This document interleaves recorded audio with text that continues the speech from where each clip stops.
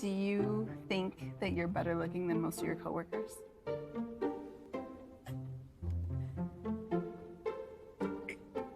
Yes. Piston elevators are great. I mean, if someone asked me to rank my favorite types of redstone contraptions to build, it would be difficult to answer, but I would definitely say that piston elevators would come in the top 3. Just think, they're complicated without being too complicated, they're functional without being boring functional, they're kind of functionally decorative. They're just really fun redstone contraptions to work on, and I've built a bunch of them in the past, so I thought it would be fun to put 10 of my personal favorite designs into one video. Design number 1 is called, is this an elevator for ants? And that is because it's very small. This is a micro elevator, which means it elevates you a micro distance. Say for example, you want to travel up by 3 blocks. There's no point in building a full-size piston elevator for that, but there is something quite cool about still getting an elevator, so micro elevator exists. Now the bonus of using micro elevators is that the redstone behind them is also very micro indeed. I mean, check out this thing. Look, we've got a button that runs into a sticky piston with a redstone block that literally just goes into a bottom piston. That is it. You are just powering a bottom piston. Then this button right here powers the top piston, meaning that we get this extension. It's pretty cool. I love having these inside my base. Design number 2 is called, oh dear, I've forgotten my swimming trunks. This is a design that will be very familiar to anyone who's watched the Hermitcraft series, because myself and pretty much all of the other hermits have at least one of these inside their builds.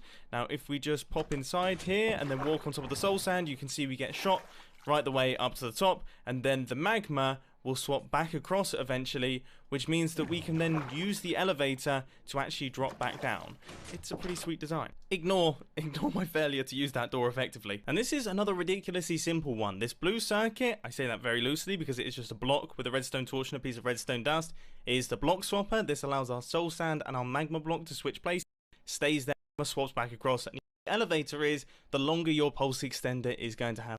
Choose where we go. So we'll start down at the bottom, and if we hit this button right here, that will shoot us up onto the next level. Now if we want to go up again, we just hit this button and we will be shot upwards once again. If we want to go down a level, we then hit this button and that will take us down there. We can go right the way back down to the bottom again if we want to. We can hit the button up here, we get shot up. You get the picture. Now this seems simple enough, but actually there's quite a lot going on. If we take a look around the back, you can see that the redstone is a tiny bit on the bulky side, but that's because when we hit this button right here, not only does this slime block need to extend, but also the blocks on top of it need to be retracted out the way in time for us to go past, but then they need to re-extend in time for us to land back on top of the blocks. So there's a little bit of timing circuitry going on there. And then also, of course, there's the separate circuit of being able to go down through layers, which is much simpler, but still something to think about. And on top of all of that, I wanted to make the pattern repeatable. So if you wanted to go from ground level all the way up to the sky limit, it would be the same repeating pattern all the way up. But still, if you want to build it for yourselves, it's really, really easy. And this feels like a good time to mention that all of the world downloads for this video can be found down in the description. Design number 4. Is it a bird? Is it a plane? No, it's a slime block flying machine. If we step inside this thing, we will fly up to the top and then stop, allowing us to get off. And then our elevator will drop down to the bottom. And I mean, just look at this. Okay? Look around at this thing. There is barely anything to it. You know, people hear the word slime block flying machine and you just see them run across the horizon, getting as far away as possible from them. People get really scared over them, but slime block flying machines are some of the simplest and easy things to build in Minecraft. And the absolute beauty of a design like this is that if you wanted to do this from bedrock all the way up to the sky limit, right the way from the bottom to the top, you would still only need this many redstone resources. Because it's a flying machine, you don't need any extra redstone. This circuitry works for any size of elevator, from 3 blocks all the way to 250 blocks. And I gotta say, just from a purely design perspective, I think these new blast furnaces might be my new favorite immovable objects. They just look so futuristic, and they work quite nicely with the white concrete and cyan theme. Design number 5 is called... Really? It's that simple? Yeah. It really is. This is a bit of a weird one. I originally released this back in 2012 or 2013, and then the game mechanic got removed, and then at some point it got reintroduced. If we place in a redstone block, we can then cruise to the top of the piston elevator, then we break the redstone block. That would drop down into the hopper down there so that you can pick it up next time you want to use it. And that is the redstone. It is literally just lines of redstone that are not connected to anything. It's like a self-powering elevator. The redstone block actually keeps the whole thing moving. The only slight, and I mean very slight, added complexity here is this repeater up at the top, and all that does is it stops this piston from getting stuck, because if you didn't have that repeater, that piston would get stuck out there. Definitely one of my favourite piston elevator designs, and it looks especially cool in this colour scheme. I need to build this on the Hermitcraft server. Design number 6 is called, is this an elevator for circus ants? Because this is a micro elevator that involves some pretty epic leaps. If we stand on top of this block right here and hit the button, you can see that we get shot up onto this layer right here, and then everything gets hidden away underneath the floor. So that is 1, 2, 3, 4, 5 blocks in total that you travel, and it's pretty satisfying, let's face it. But I tell you what's even more satisfying, it's watching how the redstone works. Look at that. I love redstone engineering. Now to try my best to explain what on earth is actually happening here. So when we hit this button, this block gets moved out the way for the length of the button press. Then we have a shortened pulse that runs through into this circuitry right here. You know how I know you suck? Because your username is ISuck247. Oh, you know how I know you suck? Because you're dead.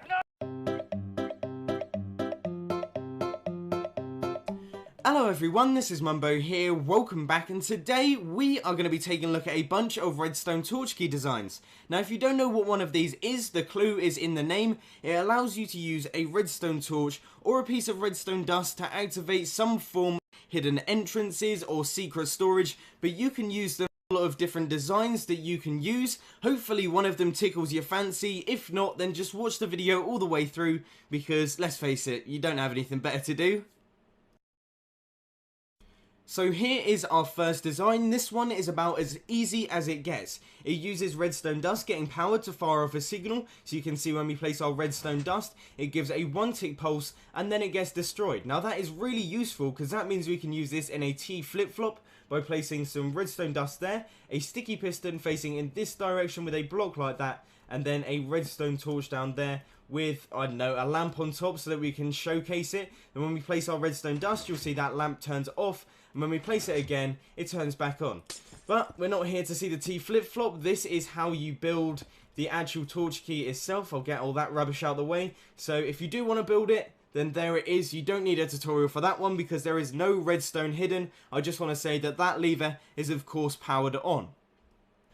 Now this one here is our second design, and I'm sure a lot of you are thinking, that looks pretty similar to the first, but the difference is this one uses redstone torches, so you can see that we also get an output down through here. Now one thing that I didn't mention in the first design is that this is the floor and this is the wall. Unfortunately none of these are flush with the floor unless you don't mind having a piston showing, but sometimes that can give you away a little bit. So once again, this one is just one wide. There's no redstone hidden whatsoever, so if you do want to build it, here is the side profile. You can take your screenshots or get a really good look so you know exactly what you're doing.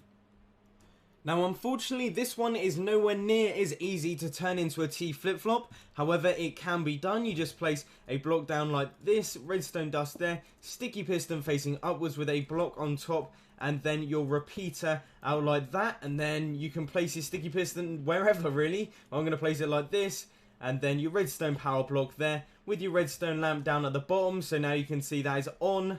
When we place down the redstone torch, it goes off, and it just changes state every time we place down our redstone torch, which is very helpful. And finally, onto our last design. Now this one is by far the biggest. I'm sure you've noticed that already. It's just a lot chunkier and there's a lot more going on, but the reason for that is because this one is completely flush with the ground. You don't have to have this in the corner or at the edge of your room. You can have it smack bang in the middle of your room and no one will notice it's there. So this works just like the other ones. You place down your redstone torch, it gets destroyed, but you also get yourself a redstone signal. Now the way that this one works is a little bit peculiar. It uses detector rails and redstone signals getting redirected. So I've got a little model over here and I'll show you how it all works. Now the thing to notice here is that that piston should not be extended. The redstone is on top of a half slab and it certainly isn't running into the piston, so it just shouldn't be extended, but it is, and that is because this powered rail is actually redirecting the redstone current, and the piston hasn't realized it yet until we cause it an update, and then it will correct itself. And it's the same thing with the extension. You can see that this redstone dust is actually powering that piston, but the piston just hasn't noticed until we cause it the update. Now this is a very useful mechanic. I know that it wasn't intended, but it's extremely helpful for building things like redstone torch keys and even lamp buds. This is what it used to run off, so you can see that if we place the lamp next to that, obviously it will be powered, but then when we redirect the redstone current, the lamp stays on until we cause it an update. So you want to get things started with a 4x6 area. You want to go to the back and get the ball rolling by placing 3 blocks along like this, a sticky piston, and then your detector rail is very woods. You want to place to that heat, so redstone torch, lock up them to 2 redstone down there, to redstone a little bit difficult, and this then you on. Those are a couple. Then when we place down this redstone torch, you'll see that it comes on, and then we have off. So there we have it, guys. Those are all the designs for the redstone torch keys that I'm going to be showing in this video. Of course, there are a couple more out there in the community, so if you do want to check them out, then just give them a cheeky little search on the YouTube search bar. But if you did enjoy this video, make sure to hit that like button, and if you really loved it, make sure to subscribe. But thanks for watching, guys. This has been Mumbo, and I'm out. I'll see you later.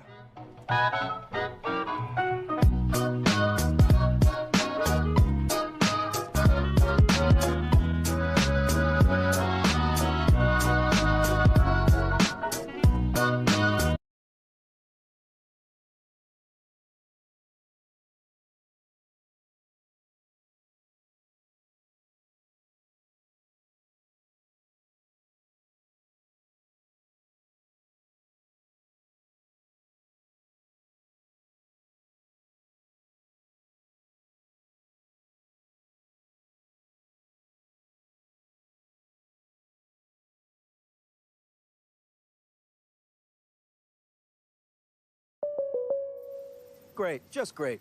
Stranded. And we don't have State Farm anymore. Hello everyone, this is Mumbo and welcome to day 17 of the Redstone Advent Calendar. Today we're going to be taking a look at something really quite interesting. This is the Redstone Torch Key Activated Hidden Entrance, which I know is a bit of a mouthful. It's quite a long title, but this thing is pretty sweet, so let's take a closer look. So to use this one, all we have to do is grab ourselves a redstone torch and place it down on this block right here, then walk straight forward. And as you can see, our door opens up, we walk straight on through, make our way into the hidden base area so that we can do all of our secret bits and pieces. For example, picking up our boats and hose. However, I don't seem to have any of those with me today. But now that we've gone through all that, as you can see, the redstone behind this thing is also really quite simple. It's not a particularly challenging thing to build, of course. It is a tiny bit more complicated than your average flush piston door, but that's quite simply because we've got all the redstone torch key mechanics going on down underneath.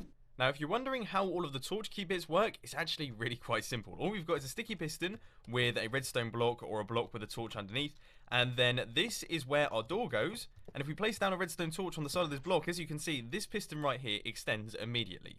Now, I don't really understand why it extends immediately, because of course this is in the bud powering position, but it seems to work really quite nicely. So then of course when our door opens up, that redstone torch is broken, it resets the entire mechanism so that the door closes behind us. Simple. So now that I've explained everything to the best of my ability, I want to let you guys know that of course there is a world download for this world down in the description if you do want to take a closer look at the redstone behind this thing. But for those of you who want to build it, let's crack on and I'll show you how it's done. So you want to get things started with a 5x4 area. The first thing that we're going to do is chuck down our sticky piston right here. That is of course going to be detecting our redstone torch. Then you want to place a block right here, redstone torch in like that, a repeater set to 2 ticks that's going to be running out into this block right here. Then you want to place another repeater set to 4 ticks running out like that with redstone on top of both of these blocks. A block right here with more redstone, and then a repeater set to 2 ticks. That's going to be running into this block right here with a block like this and redstone dust on top of that one. Now that is going to be running up into this redstone torch tower, so you want to place a block up like that, redstone dust right there, a block up like this with more redstone dust right there.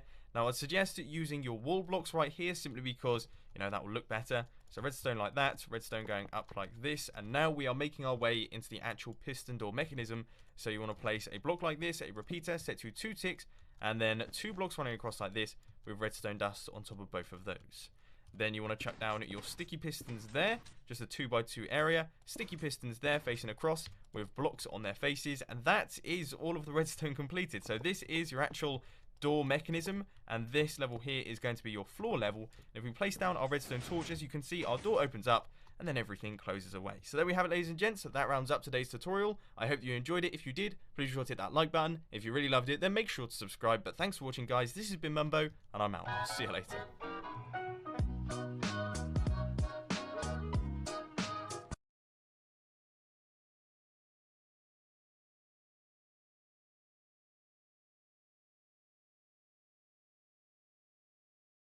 Introducing League of Legends. Woo! What is League of Legends? And why do I